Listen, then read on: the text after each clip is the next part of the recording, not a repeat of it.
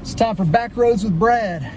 Today we're talking about how to make your life a better place. You're watching the Brad Show.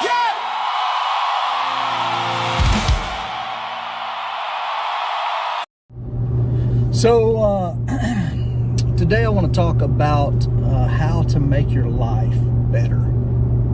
I know that's something that we all would like to be able to do. So it starts in our mind. My dad has bipolar, and that comes with really high highs occasionally, really low lows occasionally. He actually is you wouldn't know that, like, if you met him. By the way, I apologize if the road is bumpy. This is, I guess, part of Backroads with Brad.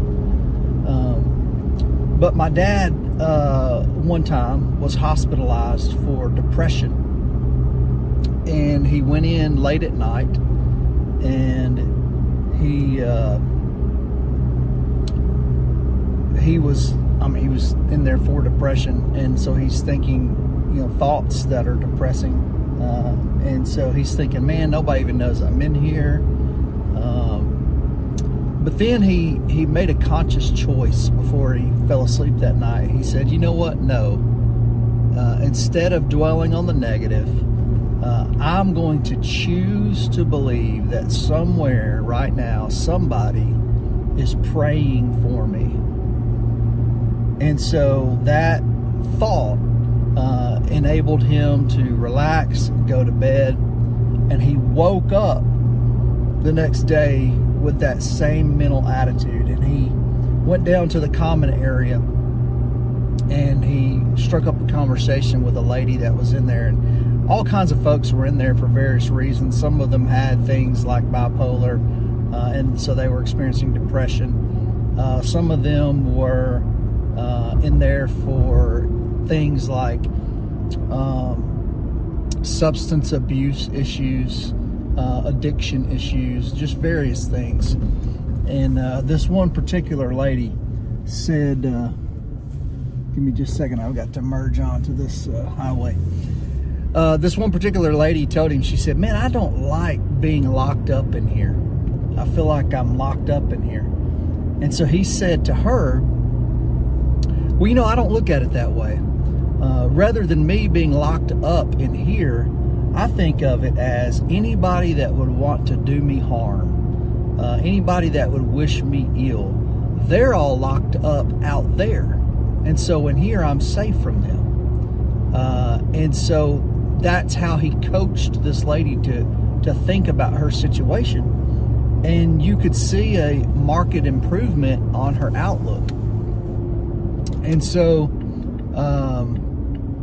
he went on to the next person, but he did this in the common area there where lots of folks were gathered, and he just kind of went from person to person. Even though he had his own problem that he was in there for, he went. This is a gravel road. I'm gonna check this out. This is Backroads with Brad, after all. We're driving down the side of a field. We're on a gravel road, so it might be a little bit bumpy, but that's what you get when you get back roads. But anyway, my dad, he went from person to person, again, even though he was in there for his own issues, and he focused on them and helping them to see the positive side of whatever was bothering them in their minds.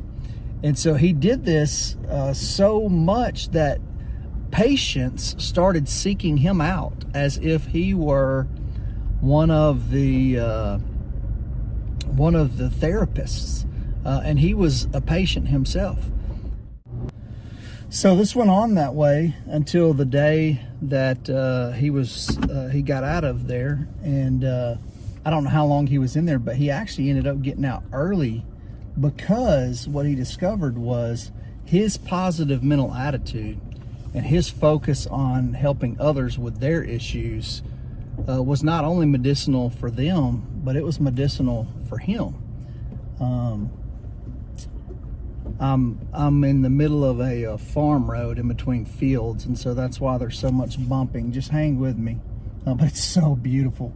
I'm going to show y'all what this looks like.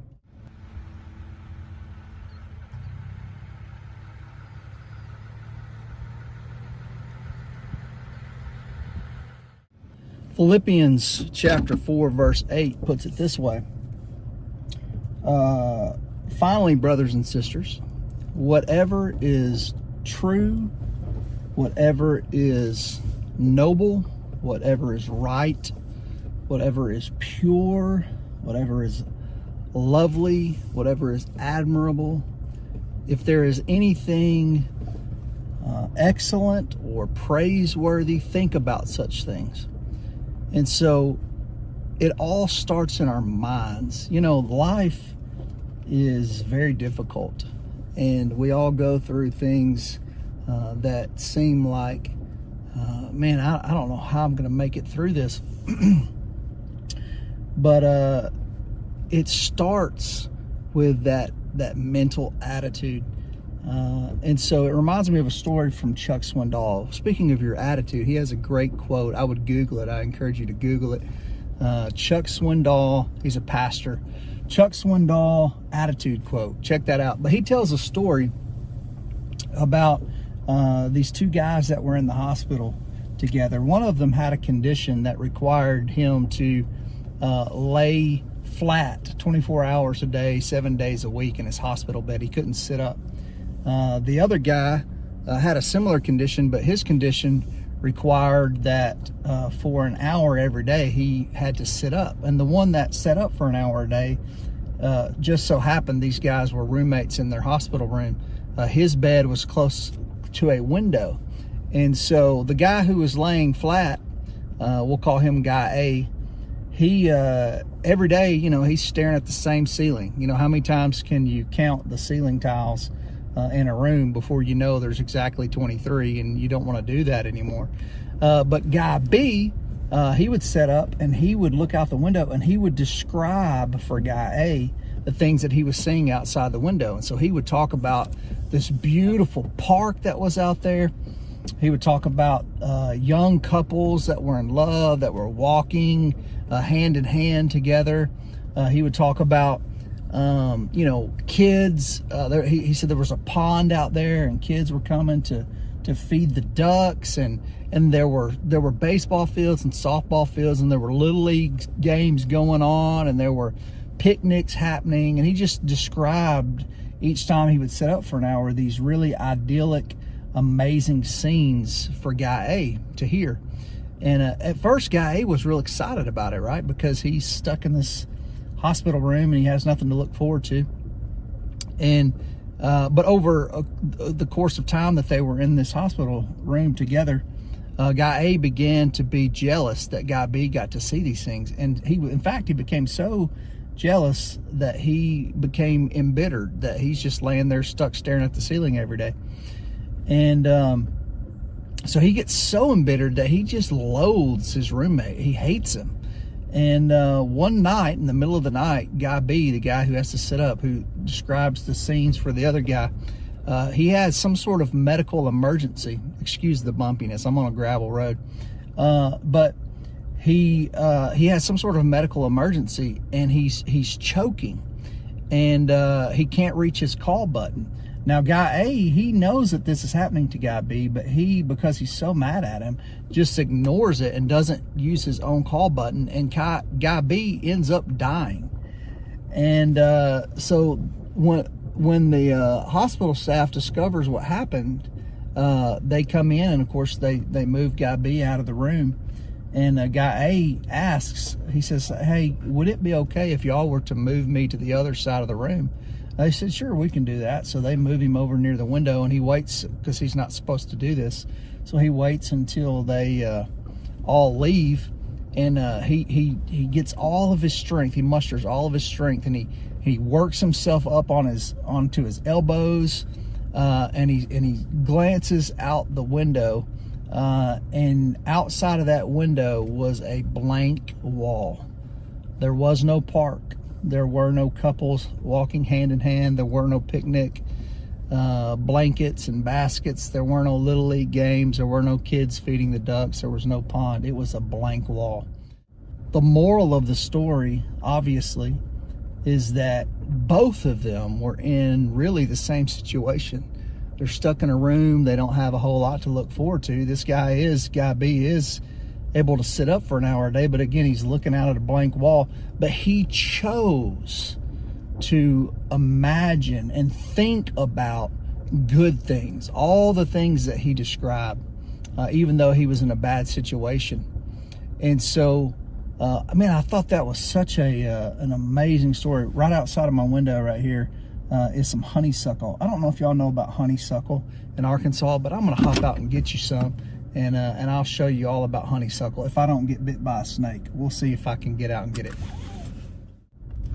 Yeah, that didn't quite work out like I had hoped. There may have been some snakes, I don't know, but there was enough grass in between my truck and the side of the road and where the honeysuckle was that I was equally as concerned about ticks and chiggers. And so anyway, that's summertime in Arkansas for you.